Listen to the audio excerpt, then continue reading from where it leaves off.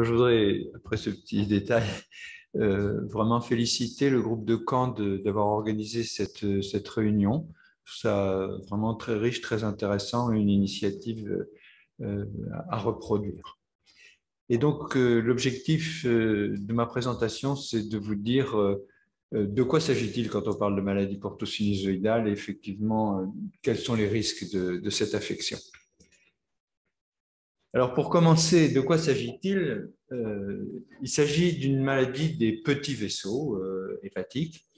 Et ces petits vaisseaux, c'est une atteinte primitive. Autrement dit, ce n'est pas une atteinte des petits vaisseaux qui résulterait d'une atteinte des grosses veines hépatiques ou de la veine porte elle-même ou des artères hépatiques. Mais c'est parfois difficile de savoir où est l'œuf et où est la poule.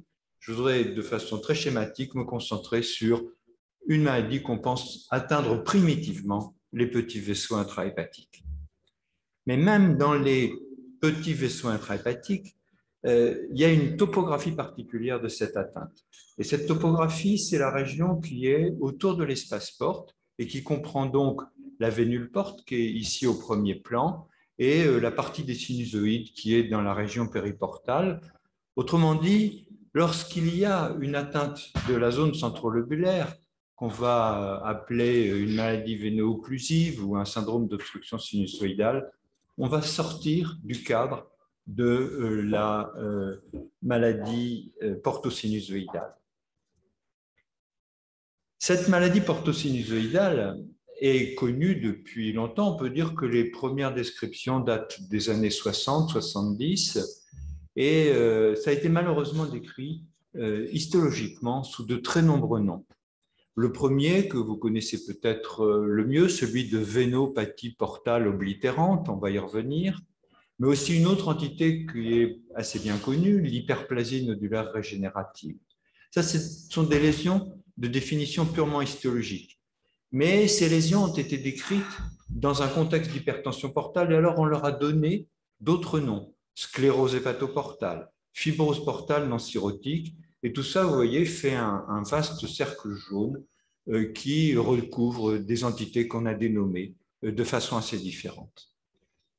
Mais en parallèle, on a aussi décrit des hypertensions portales qui n'étaient pas cirrhotiques. Et ça, la définition forcément est plus clinique. On repose sur le fait qu'il y a des signes d'hypertension portale, mais il n'y a pas de cirrhose. Et on va appeler ça une hypertension portale idiopathique ou une hypertension portale intrahépatique non cirrhotique parce qu'il n'y a pas d'atteinte de la grosse veine porte pour expliquer cette hypertension portale et donc pas de cirrhose.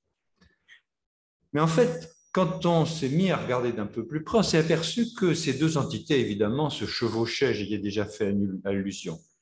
Vous voyez ici qu'il y a une part au centre où il y a à la fois des signes d'hypertension portale et les lésions que j'ai indiquées, vénopathie portale oblitérante ou hyperplasie nodulaire régénérative en l'absence de cirrhose, mais il y a aussi des cas où on n'a pas ces lésions-là et des cas où on a les lésions mais on n'a pas de signes d'hypertension portale. Et donc ça crée une espèce de vaste fourre-tout qui a été un peu difficile à manipuler et pour cette raison, lors de la conférence de Baveno-6, il y a donc environ 5 ans, eh bien, il a été proposé par le groupe d'experts sur la maladie vasculaire qu'on réunisse toutes ces entités, qu'il y ait ou pas des signes d'hypertension portale, qu'il y ait ou pas les lésions spécifiques, à condition qu'il n'y ait pas de cirrhose et qu'il y ait quelques arguments. Alors ça restait un peu flou, mais ça a été l'occasion de mettre en place sous l'impulsion du groupe des maladies vasculaires internationales, le Valdic Group, mettre en place un symposium très intéressant à Ascona. Et la principale chose qui est issue de ce symposium, eh bien, ça a été de définir la maladie vasculaire portosinusoïdale comme l'entité recouvrant les lésions histologiques et les lésions d'hypertension et le syndrome d'hypertension portale sans cirrhose. Alors, ce symposium a d'emblée été extrêmement pragmatique et a dit voilà comment on va définir le diagnostic de cette maladie vasculaire portosinusoïdale. Eh bien, la première chose, elle est extrêmement importante, il faut exclure une cirrhose. Et pour exclure une cirrhose, pour l'instant, on se réfère à une biopsie hépatique de bonne qualité. Donc ici, plus de 20 mm, un certain nombre d'espaces portes. Ça, c'est la base. À partir de cette base, il y a deux possibilités pour arriver au diagnostic. Il y a le cadre du haut qui consiste à ajouter à cette absence de cirrhose au moins un signe très spécifique dans deux registres complètement différents qu'on va voir sur la diapositive suivante. Il y a le registre clinique, il y a des signes indiscutables d'hypertension portable et on sait qu'il n'y a pas de cirrhose, premier cas de figure. Ou bien, il y a ou pas des signes d'hypertension portale clinique, mais il n'y a pas de cirrhose et surtout, il y a des lésions histopathologiques très spécifiques, vénopathie portale oblitérante, hyperplasie nodulaire régénérative, fibrose ou cirrhose septale incomplète. Alors là, on est obligé d'aller un peu dans le plus spécialisé, c'est l'histopathologie, et l'histopathologie très spécialisée, puisque là, on ne s'occupe que des espaces portes. Donc, vous voyez à gauche un espace porte normal, et vous voyez que la vénule portale occupe une très grande partie de cet espace porte, mais surtout, elle est beaucoup, beaucoup plus grosse que la voie biliaire et que l'artère qui sont à côté, qui, elles, sont à peu près de la même taille. Ça, c'est un espace porte normal à gauche. Et puis à droite, vous voyez un espace porte à peu près de la même taille. Vous voyez qu'il y a des artères et une voie biliaire qui sont effectivement à peu près de la même taille, mais là, il n'y a plus de vénule porte. Il pourrait d'ailleurs en avoir une, mais elle serait toute petite. Ça voudrait dire exactement la même chose. Et c'est ça, la vénopathie portale oblitérante. Donc, une lésion assez particulière, mais comme toujours, ce n'est pas quelque chose qui est en plus, c'est quelque chose qui est en moins, donc on peut le rater plus facilement. Deuxième lésion que vous connaissez sûrement bien aussi, l'hyperplasie nodulaire régénérative à la coupe à gauche. Vous voyez, c'est des petits nodules. On pourrait de loin, comme ça, l'œil pas averti, dire oh bah oui, c'est une cirrhose, il y a plein de nodules. Ben non, parce qu'il n'y a pas de fibrose. Et c'est représenté sur la coloration à la réticuline sur le panneau de droite. On voit assez clairement la disposition nodulaire de ces hépatocytes. Ces nodules sont de la taille d'un lobule ou d'une taille inférieure à un lobule. Et surtout, la partie importante, et là malheureusement je ne peux pas vous le pointer, mais c'est que vous voyez à certains endroits, ça paraît plus dense, plus sombre. Il y a une atrophie des travées hépatocytaires, et c'est cette conjonction du caractère un peu nébuleux au centre des nodules et du tassement des travées en périphérie qui est vraiment caractéristique de l'hyperplasie nodulaire régénérative. Pour porter le diagnostic d'hyperplasie nodulaire régénérative, il faut que cette lésion soit diffuse sur toute la biopsie. Or, il se trouve que parfois, on a des zones de régénération nodulaire dans une biopsie qui, par ailleurs, peut avoir une architecture qui paraît normale. Donc, ce n'est pas des diagnostics histopathologiques si faciles que ça à faire. Dernière entité très, très intéressante sûrement, la cirrhose ou fibrose septale incomplète. Ici, un exemple. Vu de loin, on a bien l'impression qu'il y a des nodules et que ces nodules sont circonscrits par des travées de fibrose en rouge. Mais en fait, ce n'est pas vraiment une cirrhose. Il y a des choses qui clochent par rapport à une vraie cirrhose. La première, c'est que vous voyez, les travées sont extrêmement fines. Les septa fibreux sont très fins. La deuxième chose, c'est que vous voyez, plein de septa fibreux sont comme abortifs. Ils ne se jettent pas dans une autre bande de fibrose. Et c'est ça la caractéristique de la fibrose ou de la cirrhose septale incomplète. Alors, je dois vous avouer que cette entité excite beaucoup les anatomopathologistes parce que maintenant qu'on sait qu'une hépatite B ou une hépatite C au stade de cirrhose peut régresser, en fait, une forme de régression d'une cirrhose établie peut prendre l'aspect d'une fibrose ou d'une cirrhose incomplète. Autant vous dire que c'est une entité qui fait couler pas mal d'encre et que l'expertise des anatomopathologistes est sûrement très intéressante. Alors, ça c'était, il n'y a pas de cirrhose, il y a un signe d'hypertension portale incontestable, il y a des lésions histologiques incontestables. Mais en fait, le problème vient du fait que si on fait des biopsies à des gens qui ont une maladie vasculaire portosinusoïdale, il faut parfois plusieurs biopsies pour arriver à trouver les lésions spécifiques. Et dans une étude que nous avions faite avec Dominique Casal, il avait fallu une moyenne de 3 biopsies par malade pour voir la lésion de vénopathie portale oblitérante. Donc, ce n'est pas assez sensible. Et pour augmenter la sensibilité, le groupe d'Ascona, le groupe Valdig, a proposé un deuxième set de critères où il y aurait certes l'exclusion de la cirrhose, et il y aurait des signes cliniques et histologiques, mais comme ils sont un peu moins spécifiques, on associerait un signe clinique et un signe histologique. On va rapidement voir quels sont ces signes. Ben voilà, les signes d'hypertension portale moins spécifiques que la circulation collatérale, évidemment, c'est la cystite, la thrombopénie, la grosse rate. On sait que bien d'autres affections peuvent entraîner ça. Et puis à l'histopathologie, là c'est encore plus spécifique, plus spécialisé. Il peut y avoir des anomalies des espaces portes, là encore qui nécessitent une grande expertise, une grande expérience de l'anatomopathologiste. Par exemple, on voit trop de petites lumières vasculaires, une espèce d'angiomatose qui probablement représente une espèce de micro-cavernome dans les espaces portes. C'est une des lésions qu'on pourra regarder. Il y a des modifications d'architecture, il y a des dilatations sinusoïdales qui sont très fréquentes et qui peuvent attirer l'attention. Et puis, on peut observer aussi une fibrose périsinusóidale légère, mais là, on n'a pas les signes directs qu'on avait dans la première catégorie. Et donc, il est très important d'être prudent et que ces signes-là soient associés à d'autres signes, comme ceux qui sont indiqués sur le carré en haut à gauche. Alors, il y a une autre situation maintenant où, pour exclure la cirrhose, on pourrait, dans certaines circonstances, ne pas avoir à recourir à la biopsie. Et ça, c'est bien montré par un papier qui, d'ailleurs, vient d'être publié dans les pathologies. J'ai reçu le SMS il y a un instant. En fait, c'est de se servir du fibroscan, mais j'attire votre attention dans une circonstance très particulière. Là, on est dans une circonstance où il y a une hypertension portale évidente. Là, il y a des signes très spécifiques d'hypertension portale, il y a des varices ésophagiales, il y a une circulation collatérale, et vous faites un fibroscan, vous mesurez la rigidité du foie, et elle est basse. Si elle est à moins de 10, vous voyez à gauche, moins de 10 kPa, vous voyez que vous n'avez pratiquement pas de cirrhose et beaucoup de maladies vasculaires portosinusoïdales. Inversement, si vous êtes à plus de 20, vous avez très peu de maladies vasculaires portosinusoïdales et par contre beaucoup de cirrhose. Donc voilà deux seuils, moins de 10 quand il y a des signes patents d'hypertension portale pour vraiment très fortement suggérer le diagnostic, et puis peut-être pour l'exclure si au contraire le fibroscan est à plus de 20. Voilà pour qu'est-ce que c'est, de quoi s'agit-il. J'espère que j'ai réussi à être clair. Alors, quels sont les risques que fait courir aux patients qui en est atteint la maladie vasculaire portosinusoïdale? Alors, on peut les apprécier finalement de trois façons différentes.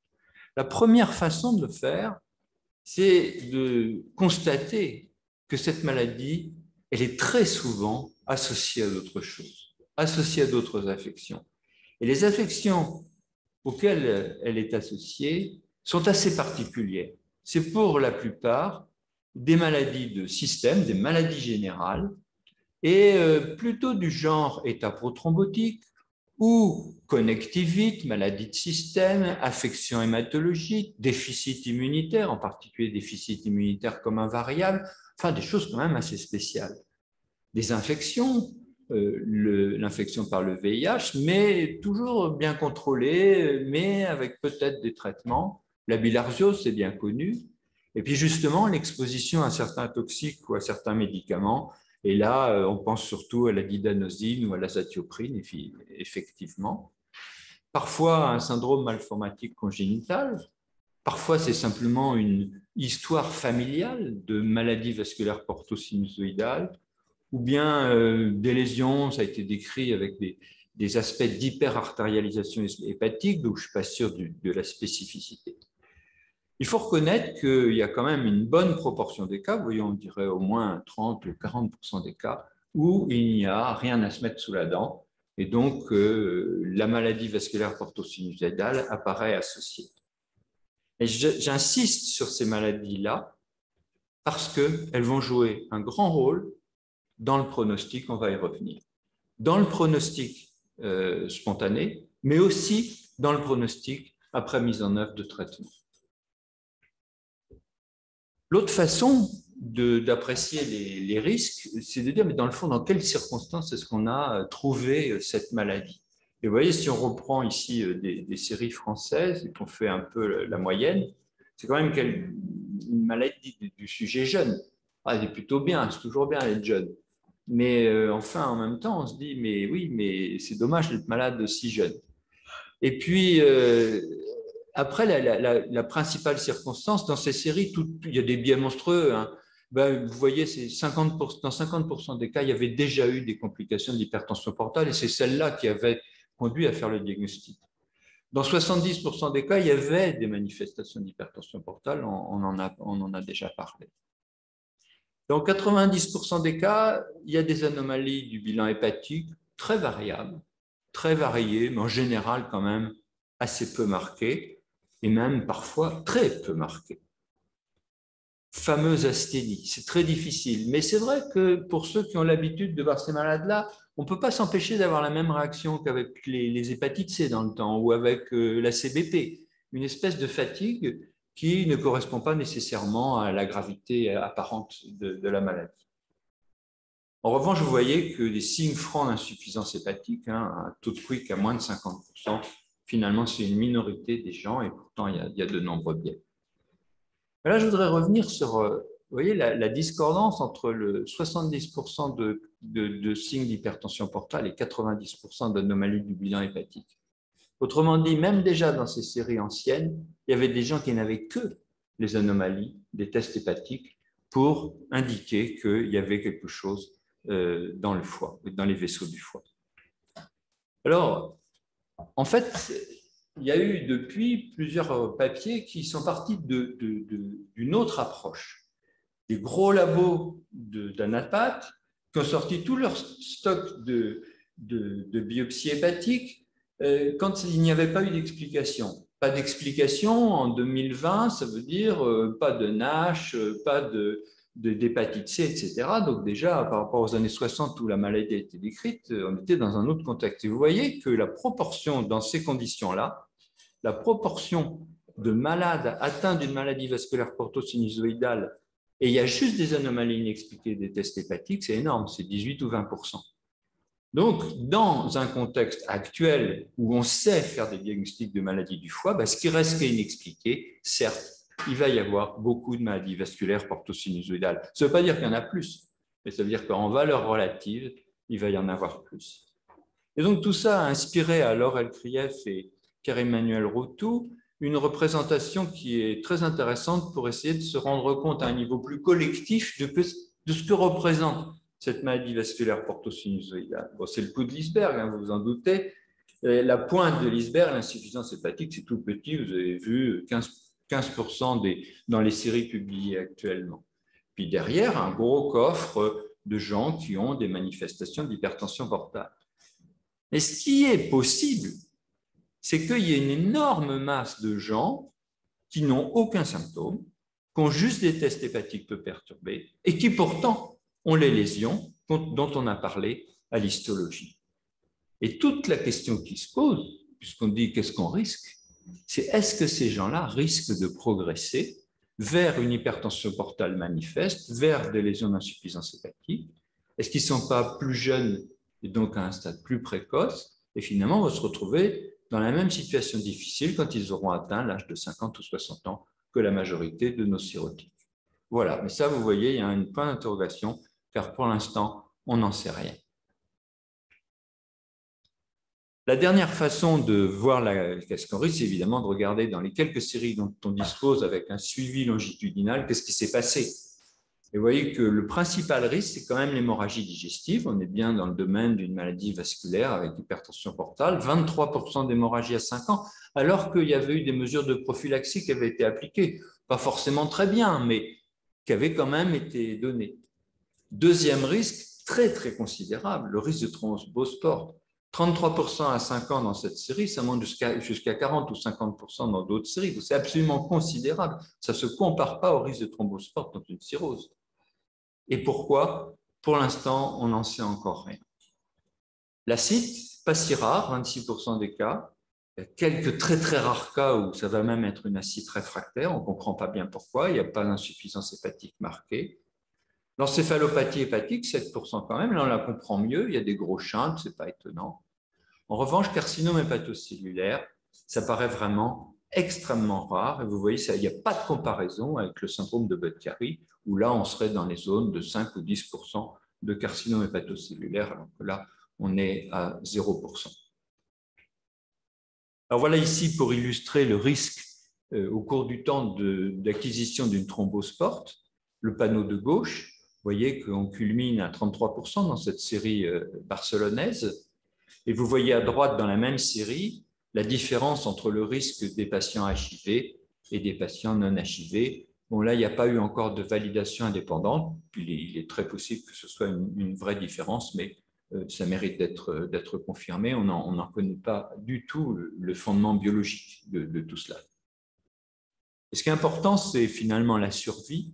Et là, je vous ai présenté les résultats d'une étude. Il est important de dire que les études ont une grande hétérogénéité dans la survie, dépendant de d'où elles viennent. Bon. L'avantage de cette série néerlandaise et flamande, c'est qu'elle se compare à une population générale. Vous voyez qu'il y a une nette diminution sur la courbe de gauche de l'espérance de vie chez les gens qui ont une maladie vasculaire portosinusoïdale. Mais le panneau de droite est encore plus important. Parce qu'on voit bien que, en fait, la mortalité liée au foie est très faible. Elle est très, très faible. Avec un terme, vous voyez quand même, 144 mois, ce n'est pas des années, 144 mois de suivi. Mais on revient au fait que ces gens-là, ils n'ont pas que l'atteinte hépatique.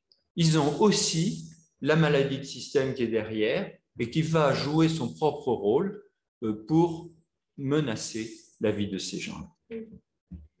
Donc, si je résume les points forts de cette présentation, donc qu'est-ce que c'est? Ça inclut la chaînaire, la maladie, la vénopathie portale oblitérante, l'hypertension portale idiopathique, la sclérose hépatoportale, tout un tas d'entités à qui on avait donné des noms différents.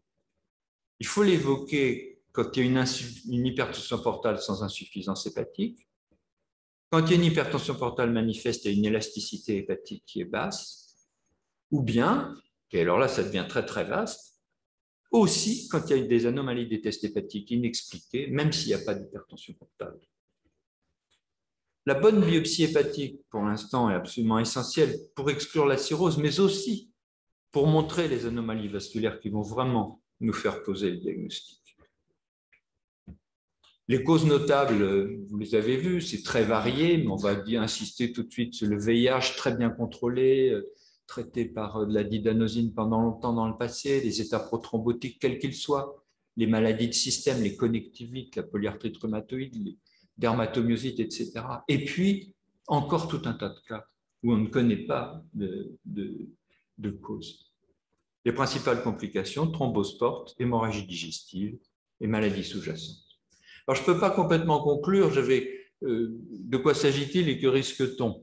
Mais je n'ai pas pu m'empêcher de dire ils vont vouloir comment on les suit et qu'est-ce qu'on leur donne, qu'est-ce qu'on leur fait. Et donc, on leur fait une imagerie tous les 6 mois. Pourquoi? Principalement pour détecter la thrombose porte, parce qu'on se dit que si on la trouve, on pourra peut-être faire quelque chose et que peut-être ça sera bien pour les patients. L'endoscopie digestive haute, oui, pour chercher les varices ésophagiennes, et on va appliquer, à tort ou à raison, mais je pense plutôt à raison, on va appliquer les mêmes règles que celles qu'on applique à une cirrhose. Et puis pour le traitement, on va prévenir la rupture des varices en utilisant les moyens qu'on utilise dans la cirrhose, à peu près le même algorithme de décision. Et puis il y a la question de l'anticoagulation. S'il y a une thrombose porte, et on est plutôt favorable à le faire, mais est-ce qu'on fait du bien, est-ce qu'on fait du mal? Pour l'instant, on ne sait pas très bien. On va dire que c'est logique de le faire. On va donner des diurétiques s'il y a une acide. Et puis rarement, j'insiste vraiment très rarement, on va être amené à faire un TIPS ou même à faire une transplantation. Et c'est là que je voudrais insister à nouveau que dans les 2 cas, il est maintenant bien clair que un des principaux éléments du pronostic, c'est la maladie sous-jacente. Donc, à chaque fois que vous envisagez ces gestes un peu plus invasifs, regardez comment ça se passe à côté. Et puis, je ne peux pas finir sans vous dire que cette question de l'anticoagulation et de la thrombose porte est vraiment au cœur de nos préoccupations.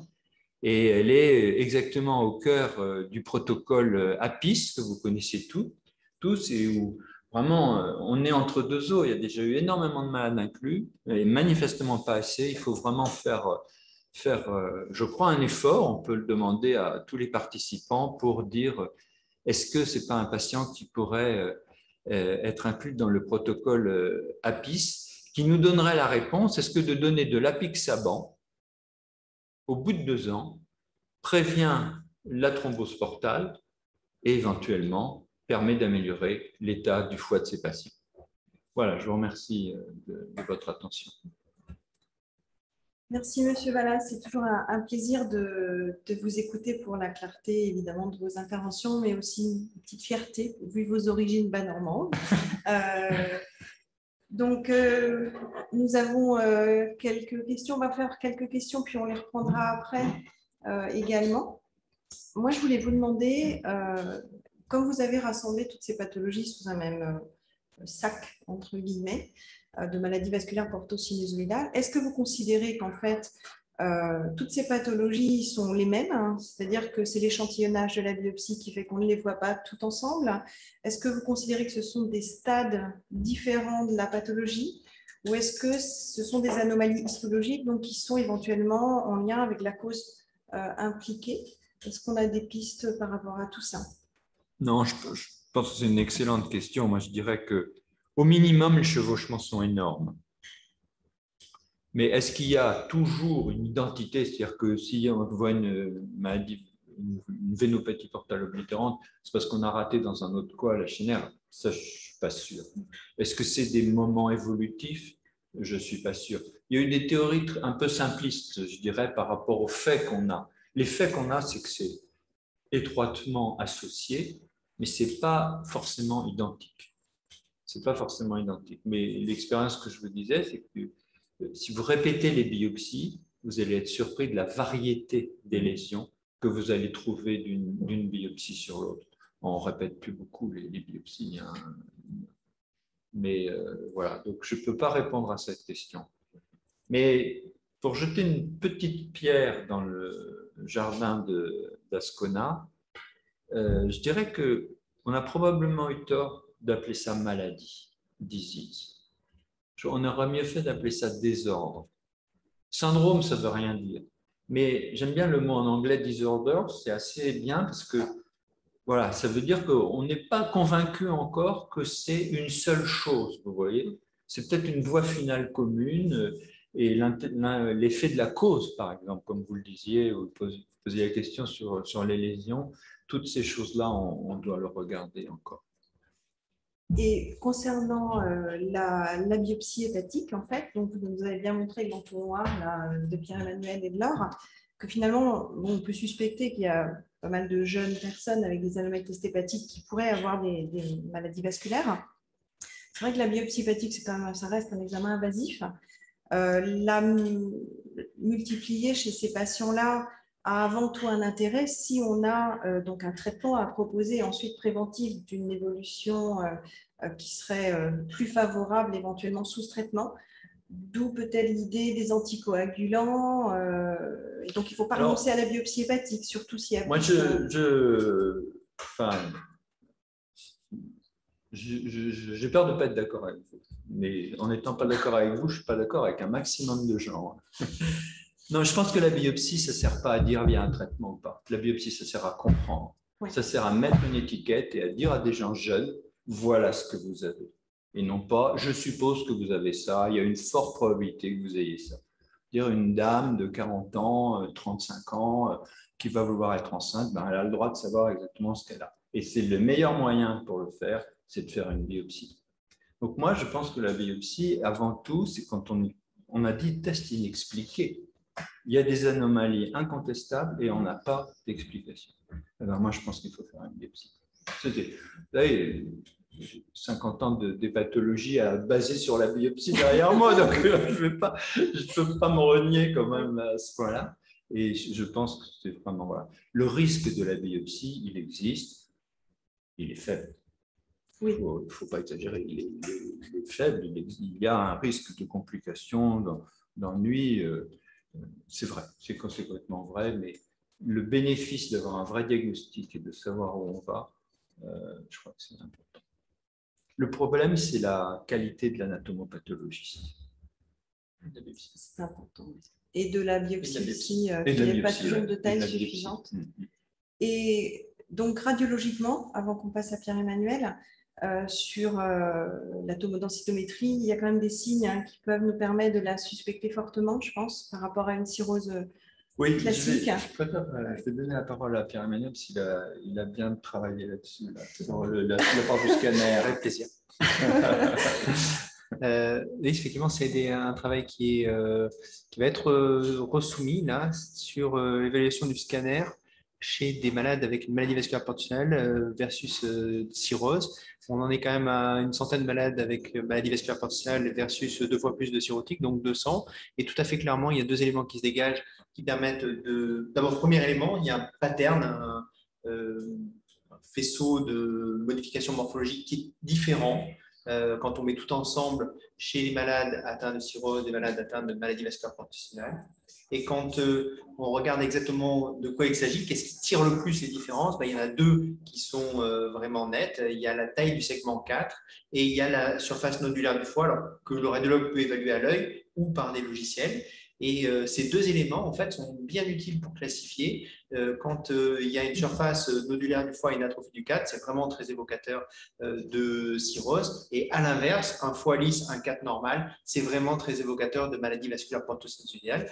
Mais le point important, et c'était un peu la question d'Isabelle, c'est que finalement, c'est des diagnostics qui sont difficiles. Et donc, en fait, on a besoin de s'appuyer un élément sur l'autre. Il y a la biopsie, il y a le fibroscan, il y a les signes cliniques, il y a le cathétérisme hépatique avec la vénographie où on voit des communications, il y a le scanner. Et finalement, tout ça va nous apporter un faisceau d'arguments qui emporte définitivement la conviction.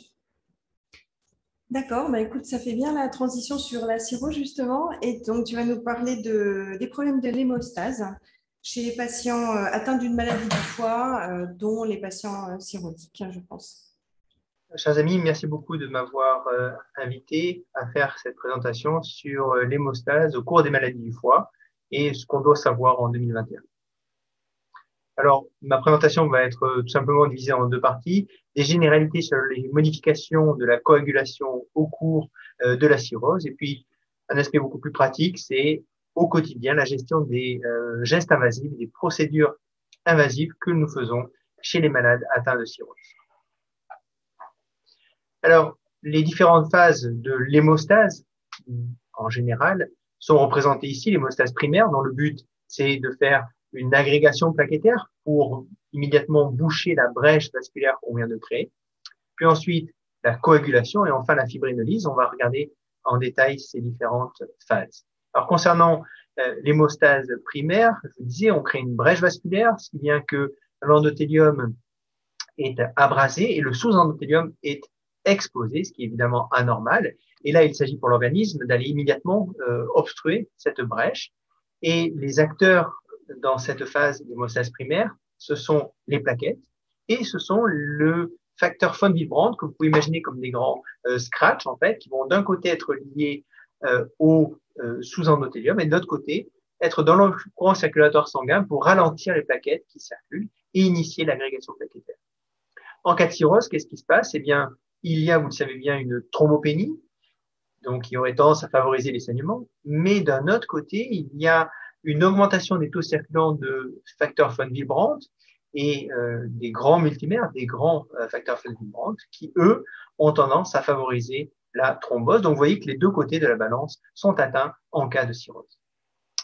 Alors, pourquoi y a-t-il une thrombopénie en cas de cirrhose? On le dit aux étudiants, il y a une splénomégalie, donc on imagine une séquestration des plaquettes dans la rate, mais ce n'est pas tout. Il y a d'autres facteurs qui expliquent la thrombopénie des malades atteints de cirrhose. D'abord, le fait que, de la même manière que les érythrocytes, les globules rouges sont synthétisés sous l'effet de l'EPO, eh bien, les plaquettes sont synthétisées sous l'effet de la thrombopoïétine. Et la thrombopoïétine est libérée au niveau du foie. Donc, en cas d'insuffisance hépatique, il y a une diminution des concentrations circulaires de thrombopoïétine. En plus, en cas de cirrhose, il y a le facteur causal de la cirrhose, la consommation de boissons alcoolisées ou l'hépatite C qui impacte la formation de plaquettes. Et enfin, il peut y avoir des mécanismes immuns qui rentrent en ligne de compte. Donc, la thrombopénie du malade atteint de cirrhose ne se résume pas à l'hypersplénisme. Alors, continuons de voir les modifications de l'hémostase qui surviennent en cas de cirrhose avec la deuxième phase qui est la coagulation. Qu'est-ce que c'est que la coagulation? C'est ce processus qui fait que on va transformer le fibrinogène qui circule dans le sang, qu'on peut doser, en fibrine. Les fibrines, c'est ces sortes de fils que j'ai représentés ici en jaune, qui ont pour but de solidifier le caillot. Et cette conversion du fibrinogène circulant en fibrine, se fait sous l'effet de la thrombine, qui est formée suite à l'activation de toute la cascade de la coagulation. Quelles sont les modifications qui se produisent dans tous ces facteurs de coagulation en cas de cirrhose? Eh bien, comme beaucoup sont synthétisés par le foie, il y a une diminution des concentrations circulantes de facteur 2, facteur 5, facteur 7, le 9, le 10, le fibrinogène. Mais de l'autre côté de la balance, il y a également une diminution de la concentration circulante d'anticoagulants naturels, protéine C, protéine S, antithrombine, et également du facteur 8 qui est augmenté, lui, parce que il est libéré par l'endothélium. Donc, à nouveau, vous comprenez qu'en cas de cirrhose, les deux côtés de la balance sont atteints, avec d'un côté une baisse des facteurs de coagulation qui aurait tendance à favoriser le saignement, de l'autre côté une baisse des anticoagulants naturels qui, lui, favoriserait la thrombose. Alors, voyons maintenant la dernière phase de l'hémostase, qui est la fibrinolyse. La fibrinolyse, ça a pour but de lyser la fibrine, autrement dit, lyser le caillot, dont le but, c'est de restituer un vaisseau à l'intégrante.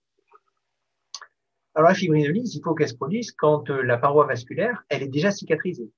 Parce que si c'est pas le cas, il s'agit d'une hyperfibrinolyse, et là, il va y avoir un saignement retardé. Alors, les facteurs influencés, pris en compte dans la fibrinolyse, eh bien, il y a le TPA qui lui est augmenté en cas de cirrhose, mais il y a le plasminogène qui est diminué, l'alpha-antiplasmine qui est également diminué, et PAI-1 qui est augmenté. Et à nouveau, vous voyez que concernant la fibrinolyse, les deux côtés de la balance sont à nouveau atteints. Alors, finalement, quelle est la résultante? Comme on voit qu'à chaque étape de l'hémostase, les deux côtés de la balance sont atteints, eh bien, pour évaluer ça, il y a un test de génération de thrombine qui a été proposé il y a déjà plus d'une quinzaine d'années et qui, en fait, prend l'ensemble des facteurs de coagulation circulants et regarde la capacité à générer de la thrombine, donc la vélocité qu'on voit pour la pente ici, et puis l'air sous la courbe, la quantité de thrombine générée. Alors, c'est des expériences qui ont été rapportées initialement par l'équipe de Milan, de Tripodi, en 2005, où quand on fait un test de génération de thrombine tout simple, on voit que comme il y a moins de facteurs de coagulation en cas de cirrhose, il y a moins de génération de thrombine. Mais ce que s'est dit Tripodi à l'époque, c'est que in vivo, dans le sang des individus, les facteurs de coagulation circulent dans des vaisseaux, les vaisseaux sont bordés d'endothélium, et l'endothélium n'est pas une substance inerte comme représenté ici. L'endothélium exprime des facteurs anticoagulants naturels comme la thrombomyoline. Et si on mime cette thrombomyoline en rajoutant dans le tube, eh bien là, on ne voit plus de différence entre à droite les malades atteints de cirrhose et à gauche les témoins sains. Et ça, c'était une des premières études qui a remis en cause le concept selon lequel les malades atteints de cirrhose sont auto-anticoagulés, certainement qu'ils ne le sont. Alors, l'endothélium exprime également d'autres facteurs que la thrombomyoline, et ça, c'est l'objet d'études à mener pour être un petit peu plus précis dans l'évaluation de la coagulation des malades atteints de cirrhose. Alors, au final, quelle est la résultante de tout ça? Que doit-on retenir de la coagulation des malades atteints de cirrhose? À gauche, vous avez un individu sain. En fait, cet individu sain a un excès de facteurs procoagulants et un excès de facteurs anticoagulants naturels pour faire face aux aléas de la vie et être capable d'arrêter une hémorragie sans non plus thromboser. À l'inverse, à droite, le malade atteint de cirrhose, vous le savez bien, les malades atteints de cirrhose, ils ne saignent pas comme ça énormément ou ils ne thrombosent pas de manière drastique, mais ils sont dans un équilibre précaire de l'hémostase qui va les faire basculer soit du côté de l'hémorragie, soit du côté de la thrombose, selon les événements de la vie. Et finalement, ça nous amène à ces images qui sont pour vous tout à fait courantes. Ici, à gauche, ce foie d'un malade atteint de cirrhose, vous voyez un petit foie qui baigne dans l'acide. Et ici, dans la veine porte, un défaut de rehaussement avec une thrombose de la veine porte, une constatation tout à fait classique en cas de cirrhose, particulièrement de cirrhose grave. À droite, un malade à qui on a fait un geste invasif, on a posé un cathéter veineux central et vous voyez qu'il y a un hématome important qui s'est développé. C'est un malade qui est en réanimation, qui est infecté, qui a une insuffisance rénale et tout ça sont des facteurs qui vont déséquilibrer l'hémostase. Donc, à nouveau, cet équilibre est précaire et peut basculer côté hémorragie, côté thrombose en fonction des aléas de la vie, en particulier des événements aigus comme les infections ou l'insuffisance rénale. Alors, entrons maintenant dans un aspect beaucoup plus pratique qui est la gestion des procédures invasives que nous sommes amenés à faire chez les malades atteints de cirrhose. Alors, quand on programme une biopsie, par exemple, il y a un certain nombre d'étapes à respecter. Il va falloir essayer de prédire au mieux le risque hémorragique, le programmer, et puis s'il survient, il faudra le prendre en charge. Alors, pour prédire la survenue d'hémorragie post-geste invasif, eh bien, il y a différents paramètres à prendre en compte. Le malade, le geste, la procédure qu'on fait, et puis la biologie. Alors, qu'est-ce qu'on sait de chacun de ces éléments?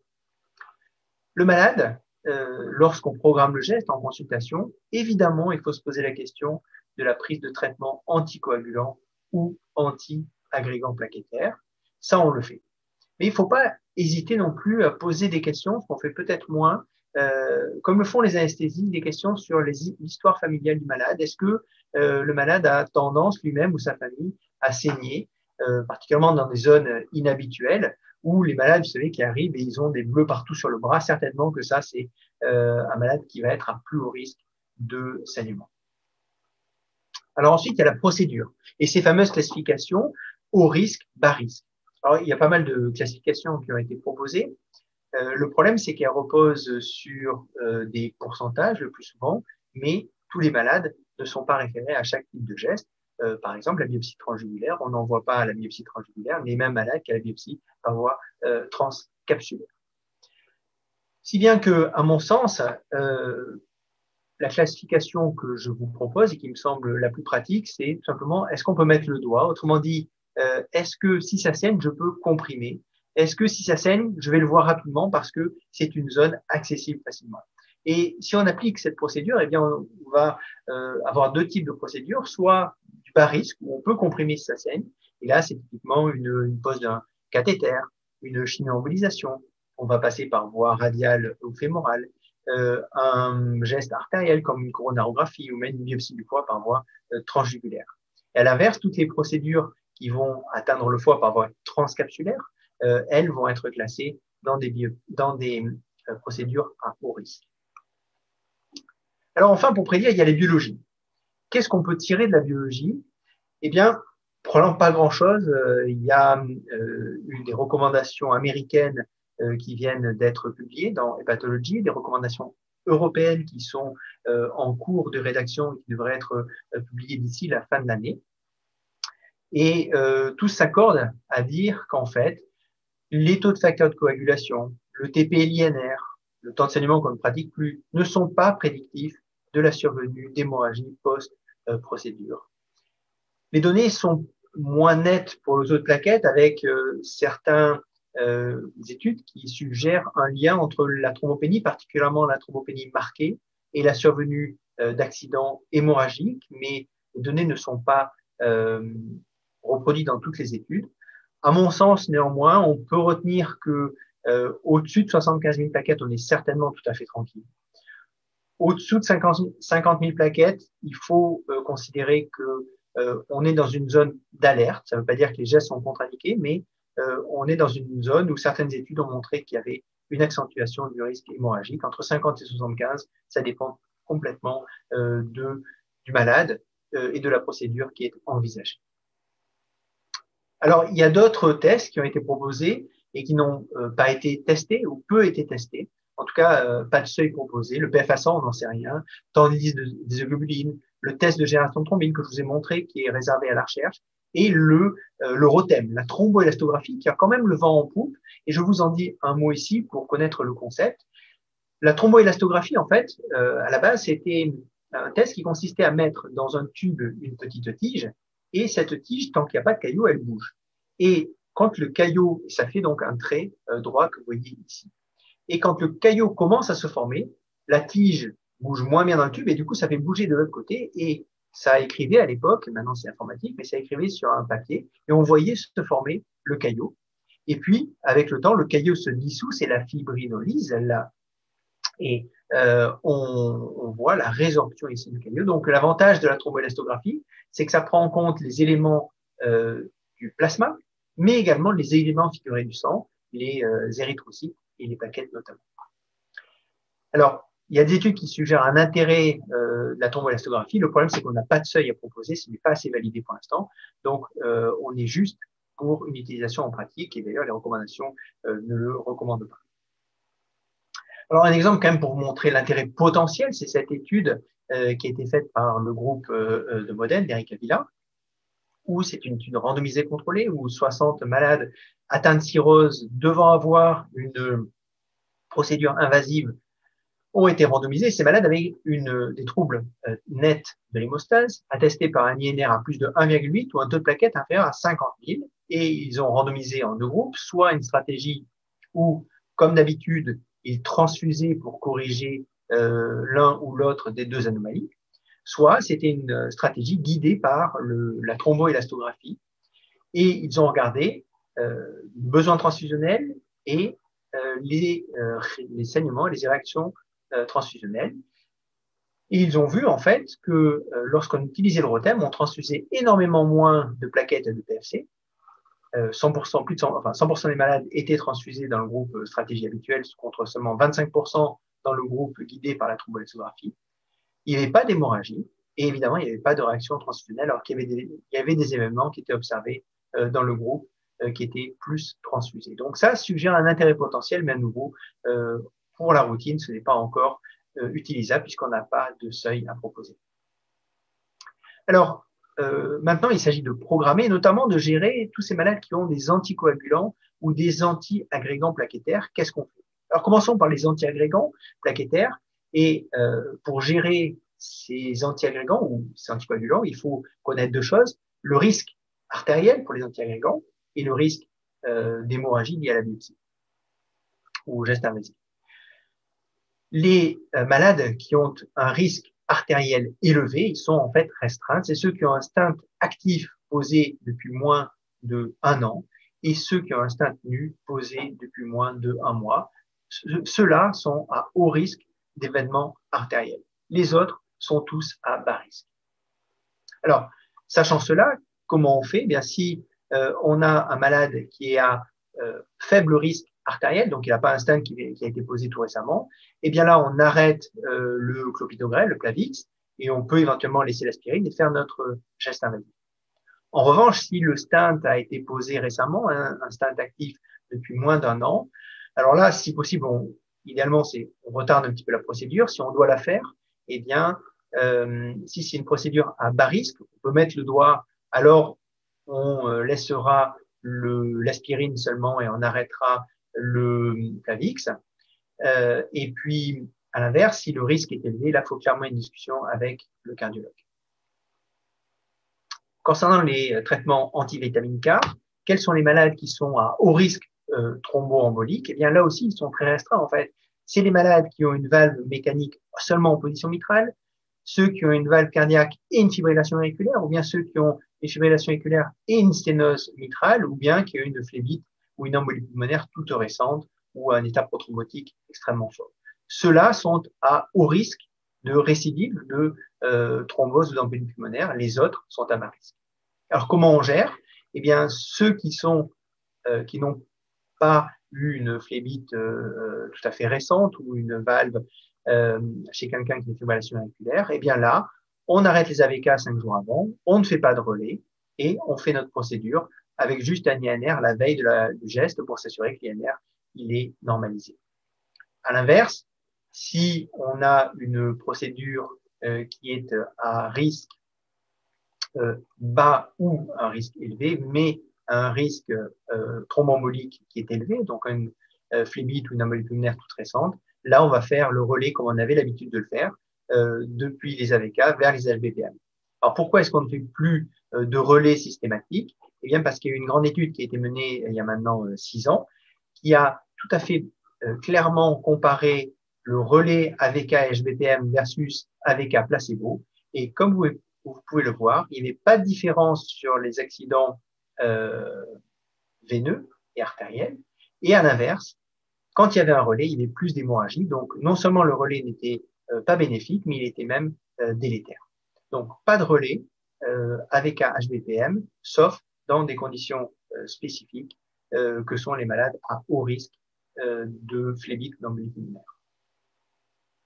Alors, un petit mot concernant les endoscopies. Là, il suffit d'arrêter tout simplement les antivitamines K et puis vérifier qu'on est dans la zone thérapeutique. Alors, quelques mots sur les anticoagulants oraux directs qui sont très largement utilisés maintenant. Si la procédure est à faible risque, autrement dit, on peut mettre le doigt là, on fait une dernière prise 24 heures avant. Si elle est à haut risque, eh bien, on fait une dernière prise plus de 48 heures avant le geste, parfois 72 heures avant le geste. Pour la reprise des traitements antiagrégants ou anticoagulants, alors ça va dépendre de la manière dont la procédure s'est passée, mais en règle générale, on peut considérer qu'on peut reprendre, si tout s'est bien passé, 48 heures après pour les antiagrégants et 24 heures après pour les anticoagulants oraux, mais évidemment, c'est à moduler selon la procédure. Alors, un petit mot sur une stratégie qui peut être très utile pour les zones à haut risque, c'est-à-dire haut risque de thrombose, haut risque d'hémorragie. Là, ce qui est bien, c'est de faire un protocole au cas où, c'est-à-dire informer le malade, informer le geste de la biopsie du risque thrombotique et hémorragique élevé et de dire, voilà, si l'hémorragie survient, eh bien, on invitera le malade à aller aux urgences, on lui donnera un numéro de téléphone, éventuellement, on lui donne même de l'acide tranexamique en préventif, voire on peut envisager une transfusion de plaquettes en préventif. Alors, si malgré tout l'hémorragie survient, là, on va la prendre en charge et il est essentiel de faire un traitement local, c'est-à-dire d'aller essayer d'arrêter l'hémorragie localement, par endoscopie si c'est un polype qui saigne, par compression si c'est au niveau d'un point de fonction. Ça, c'est vraiment l'élément clé. En parallèle, on va essayer de corriger les anomalies qui sont les plus marquées. S'il y a une thrombopénie, une thrombopathie ou des antiagrégants, on pourra passer des plaquettes. S'il y a un fibrinogène AVC, on pourra mettre du fibrinogène humain. S'il y a une hyperfibrinolyse ou un saignement retardé de l'hexacil, qui est l'acide tranexamique, un antifibrinolytique pourra être utile. Et s'il y a un surdosage antivitamine K, les concentrés de plaquettes pourront être utiles. Donc, en résumé, pour les gestes invasifs, il n'y a pas de seuil net qui permet de prédire la survenue d'une hémorragie. Néanmoins, soyons prudents si le taux de plaquettes est inférieur à 50 000. Soyons prudents également si on ne peut pas comprimer la zone de ponction. C'est une procédure à haut risque. Et méfions-nous de ces malades qui ont des bleus partout sur les bras ou qui disent qu'ils saignent facilement. Quand on programme, il faut bien peser le rapport bénéfice-risque et quand le risque thrombotique et le risque hémorragique sont hauts, anticiper un protocole au cas où afin que le malade et le médecin qui prend en charge sachent comment procéder. Les relais antivitamine K vers HBPM sont finis, sauf dans les situations rares de haut risque de thrombose veineuse ou d'embolie pulmonaire. Et puis, si ça saigne malgré tout, eh bien, on va corriger au cas par cas en fonction du statut d'hémostase du malade, soit les plaquettes, le fibrinogène ou mettre un antifibrinolytique. Voilà, je voudrais vous remercier de votre attention. Remercier notre équipe ici dans le service et puis au labo à droite, et puis le réseau FILFOI, Centre de référence des maladies vasculaires du foie. Et je vous remercie de votre attention. Je voulais t'interroger, avant que les questions dans la salle n'arrivent, sur l'usage éventuel de l'hexacil en période d'hémorragie digestive chez les patients cirrhotiques qui présentent donc une rupture de varices ésophagienne. Est-ce qu'il y a une place pour ce traitement? Alors, donc ça, c'est une bonne question. Il y a une grande étude qui a été publiée en 2020 qui rassemblait des milliers de malades testant exactement cette question-là. Est-ce que l'hexacil est utile chez quelqu'un, un malade qui a une hémorragie digestive? Alors là, c'est une étude en général, pas seulement des malades atteints de cirrhose, mais il y a une grosse proportion de malades atteints de cirrhose. Et la réponse est Petit 1, non. Petit 2, c'est associé à des événements thrombotiques. Donc, c'est plutôt à éviter dans l'hémorragie digestive en général. Alors après, peut-être dans des cas très spécifiques, quand il y a une hyperfibriноlyse, peut-être, mais enfin, le message quand même grossier, global, c'est que non, il n'y a pas de place. D'accord, c'est une réponse claire. Une question de la salle. Pourquoi la biopsie rénale serait plus dangereuse donc, chez les patients atteints de maladie du foie que la biopsie hépatique? Alors, la biopsie rénale, il y a un aspect technique quand même, qui est que quand on fait une biopsie rénale, on passe la corticale et on atteint généralement la médulaire. Du coup, on met en contact non seulement la corticale avec l'extérieur, donc la capsule du rein, donc il peut y avoir un saignement de ce côté, du côté externe, mais comme pour le foie, mais également du côté interne dans les bassinets. Et ça, c'est responsable d'hématurie. Et dans ces conditions-là, on va avoir tendance à avoir une hématurie qui, particulièrement chez les cirrhotiques qui ont une hémostase altérée, peut se perpétuer. Probablement qu'il y a sur l'aspect interne, on va dire hématurie, il y a l'absence de facteurs tissulaires à l'intérieur qui peut expliquer ces saignements peut-être plus abondants. Autrement dit, vous savez que les zones du corps qui sont censés ne pas saigner sont recouverts de facteurs tissulaires qui est l'initiateur principal de la coagulation. Il y en a plein. Si on fait un immunomarquage sur le foie, la capsule est tout à fait marquée de facteurs tissulaires. Dans une paroi vasculaire, il y a plein de facteurs tissulaires. Donc ça, c'est une molécule qui est là pour arrêter de saigner là où ça ne doit pas saigner. L'utérus en a plein, le cerveau aussi. Et je pense qu'à l'intérieur du rein, au niveau de la médulaire, là, il n'y en a pas. Et donc, ça peut être une raison pour laquelle il y a ces hématuries qui ont probablement tendance à persister un petit peu plus en cas de maladie chronique du foie. En tout cas, c'est l'hypothèse qu'on peut faire. Est-ce que tu sais s'il y a des éléments pour des thrombopathies chez l'insuffisant rénal qui pourraient expliquer aussi une partie des choses ou pas? Alors, effectivement, ça certainement, en plus de l'atteinte hépatique, s'ils ont une insuffisance rénale qui est nette et qui motive la biopsie, de fait, oui, ça fait deux causes d'avoir une hémorragie valent mieux qu'une. Donc, clairement, oui, ça fait une deuxième raison d'avoir une hémorragie. D'accord. Sur l'usage des anticoagulants oraux directs, là, qui sont vraiment maintenant, tout le monde est un peu tenté de les prescrire. Donc, dans la cirrhose, c'est assez clair que chez les patients qui ne sont pas de Child 2A strict, c'est contre-indiqué, sachant que même chez les patients de Child 2A, il faut s'en méfier vraiment parce qu'il y a peu ou pas de patients dans les essais. Disons qu'on peut les tolérer.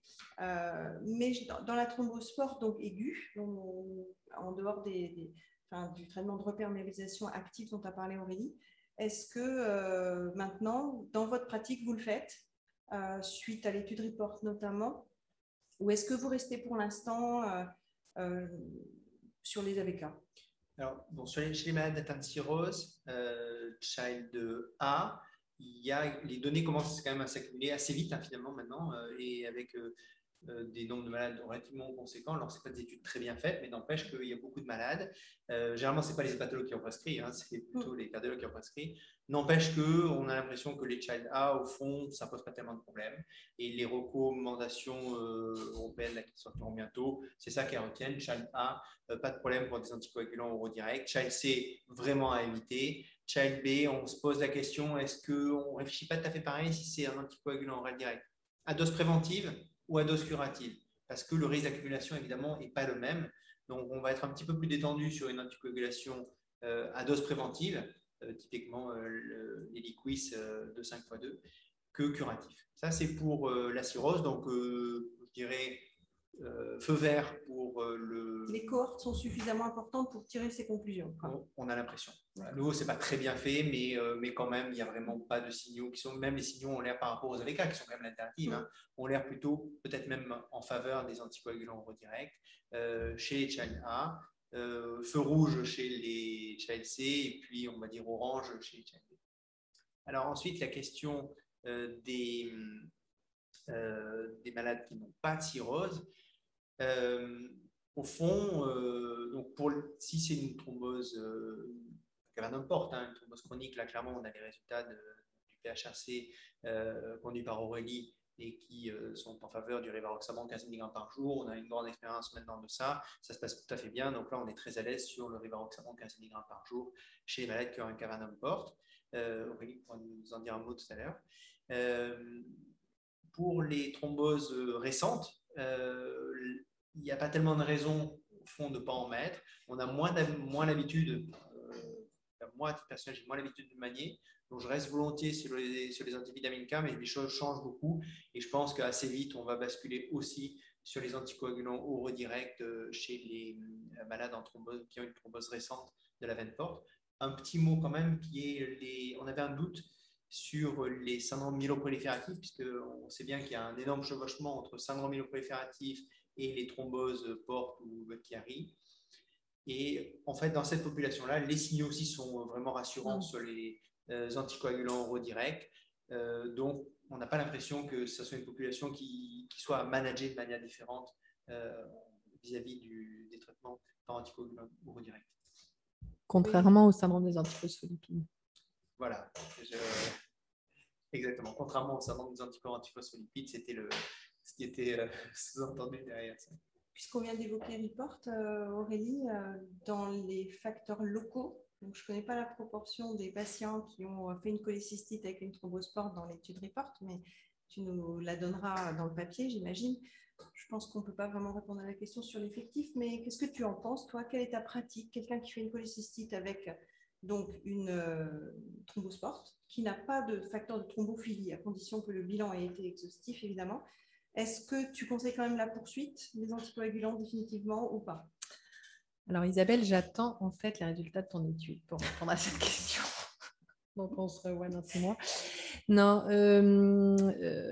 dans Report, il y avait un nombre de... Donc c'est quand même relativement, malgré tout, hétérogène. Et il y avait un nombre de patients avec facteurs locaux isolés. Et aucun des patients de Report avec facteur local isolé n'a fait une récidive thrombotique. Non, il y a 10 récidives de thrombose en tout et pour tout dans l'étude. Donc, on ne peut pas conclure avec Report et vraiment, on attend les résultats de ton étude pour conclure sur cette question très, très, très spécifique. Donc, aujourd'hui, on prend les conclusions de Report qui sont de poursuivre le traitement anticoagulant malgré ce fait d'avoir un facteur local isolé. D'accord. En dehors de la pancréatite, qui est très, très particulier. D'accord. Sur la ponction d'acide, en fait, la gestion de la ponction d'acide, qui est quand même quelque chose qui arrive fréquemment en garde. Les internes sont confrontés à cette question. Pas mal de patients, notamment cirrhotiques ou autres maladies du foie, sont sous AVK. Viennent souvent pour un événement aigu, donc on suspecte forcément une infection d'acide. Quelle est votre pratique? Est-ce que vous ponctionnez en ayant vérifié l'INR auparavant aux urgences? Est-ce que vous attendez d'avoir éventuellement contrecarré les AVK par des antivitamines K? C'est une question qui revient tout le temps et c'est vrai qu'il est compliqué à gérer parce que dès qu'on a fait des antivitamines K, quelqu'un qui est sous AVK, on a du mal à les réintroduire après. Comment vous faites? Alors oui, ça c'est une vraie grande question. Ponction acide et anticoagulant. Déjà, il y a un premier aspect qui est les malades avec acide réfractaire. Malades chez qui on peut le prédire qu'ils vont avoir une ponction acide. Alors là, clairement, c'est une population qu'on ne met pas aux antivitamines K et qu'on traite par INOEP au long cours. Et ils ne font pas la dose d'INOEP le matin et ou la veille de la ponction d'acide. Ça, c'est en tout cas très clairement ce qu'on fait parce qu'on a eu des accidents nets et sévères chez des malades traités par anticoagulants ayant des ponctions acides. Donc ça, c'est les malades chez lesquels on peut anticiper la ponction. À l'inverse, les malades chez qui on ne peut pas anticiper, qui sont ceux qui décrit, qui vont venir aux urgences, évidemment, il faut peser le rapport bénéfice-risque. S'il vient aux urgences, on a possiblement une infection liquide acide dont le diagnostic est urgent. Moi, je pense raisonnable, et c'est ce que j'ai fait encore en garde cette semaine, de ponctionner le malade malgré le traitement antivitamine K, mais je l'ai fait avec une aiguille intramusculaire, je l'ai fait moi-même et puis je l'ai fait sous échographie pour essayer de diminuer, on va dire, le risque d'écueil. Autrement dit, c'est des gens typiques de malades qu'il ne vaut mieux pas laisser un externe qui n'a pas trop l'habitude et puis faire sans échographie et voilà, et puis avec un gros caton, quoi. Ça prévient pas complètement, mais certainement que ça peut diminuer un peu le risque. Donc, grande prudence chez ces patients-là, quoi. La contre-indication des anticoagulants par rapport au chiffre de plaquettes chez les malades donc, ayant des maladies du foie, est-ce que tu peux nous donner un chiffre Sans problème. Sans que problème. je vois en tête, mais... Non, il n'y a pas de contre-indication, il n'y a pas de chiffre magique. Il y a des chiffres au-dessus desquels on est plus à l'aise. Mettons de côté tous les malades qui saignent, qui ont tendance à saigner, parce que ça, on va réfléchir différemment. Ceux qui ont des ectasies vasculaires antrales, on va réfléchir différemment. Mais un malade qui spontanément ne saigne pas, s'il a plus de 75 000 plaquettes, on va être vraiment à l'aise. S'il a plus de 50 000, certainement qu'on ne va pas avoir trop d'arrière-pensée. Au-dessus de 50 000, on commence à être un petit peu attentif. On ne va pas dire que c'est contre-indiqué, mais on va quand même bien peser et être attentif aux doses de traitement anticoagulant qu'on met et particulièrement faire très très attention aux procédures invasives dans cette population-là. C'est-à-dire que si le malade doit avoir une intervention quelle qu'elle soit, alors là, il faut vraiment arrêter les anticoagulants parce que c'est là où on collecte les accidents hémorragiques. D'accord.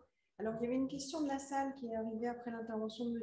Valla sur l'existence ou pas d'un risque d'hypertension artérielle précapillaire chez les patients atteints d'une maladie vasculaire portosinusoïdale.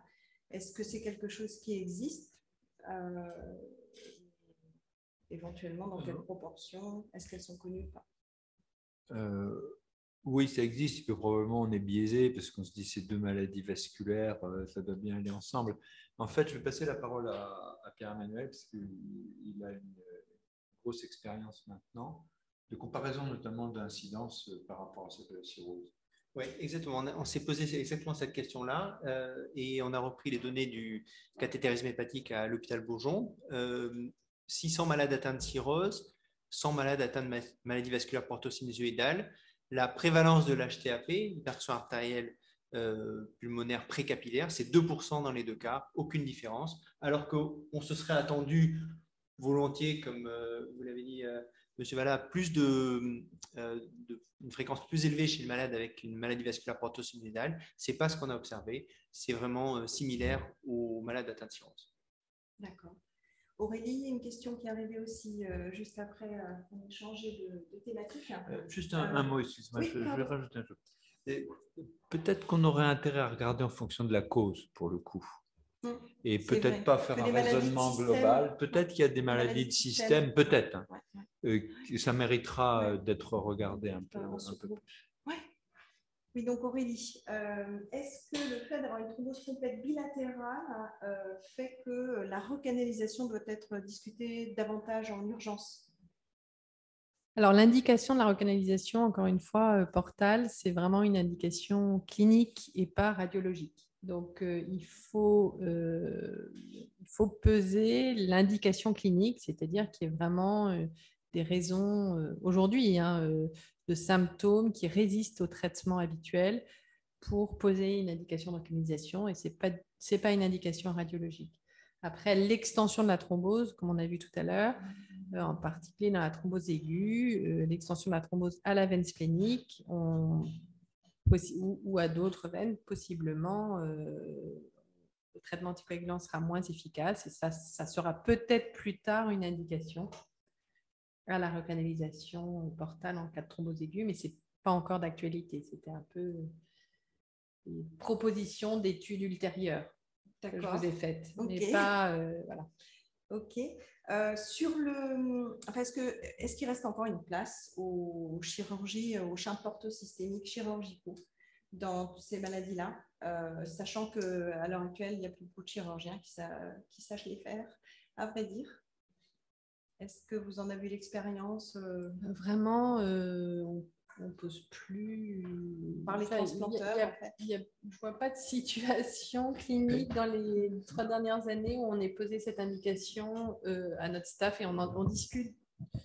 On discute de recanalisation portale ou de TIPS maintenant dans la thrombosport, au moins 1 à 2 malades par semaine.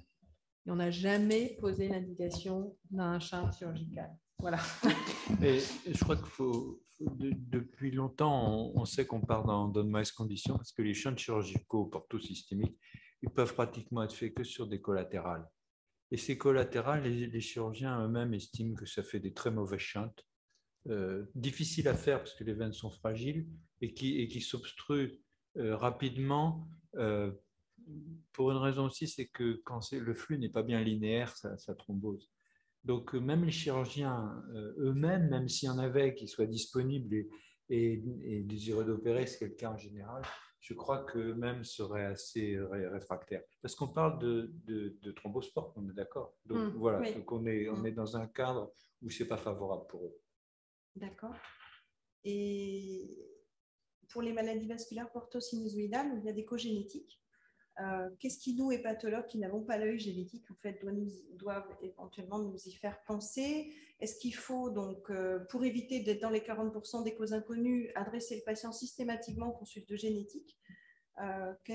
Comment vous procédez?